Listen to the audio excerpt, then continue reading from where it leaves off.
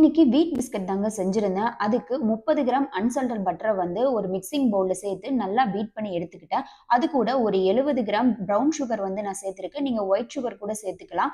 நல்லா அந்த பட்டர் கூட நல்லா மிக்ஸ் பண்ணி விட்டுட்டு, அதுக்கப்புறமா 1 கப் அளவுக்கு கோதுமை மாவு, 1 டீஸ்பூன் வந்து பேக்கிங் பவுடரும் சேர்த்து நல்லா சல்லடையில சலிச்சு எடுத்துக்கலாம். சலிச்சு எடுத்ததுக்கு அப்புறமா நான் வந்து 1/4ல இருந்து 1/2 கப் அளவு பால் சேர்த்துக்கிட்டேன் மிக்ஸ் பண்றதுக்கு.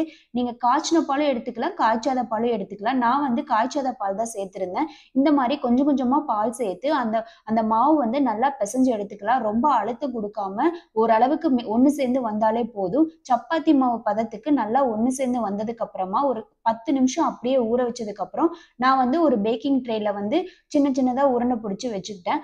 அதுக்கப்புறமா வந்து அவன வந்து 350 டிகிரி ஃபாரன்ஹீட்டுக்கு ப்ரீ ஹீட் பண்ணதுக்கு அப்புறமா நான் உள்ள அவன்ல வச்சு எனக்கு வந்து ஒரு 1/2 அன் ஹவர் ஆச்சு. அதுக்கப்புறம் ஒரு 10 நிமிஷம் அப்படியே வச்சுட்டு உடைச்சு பார்த்தா சூப்பரான வீட் பிஸ்கட் ரெடி ஆயிடுச்சு.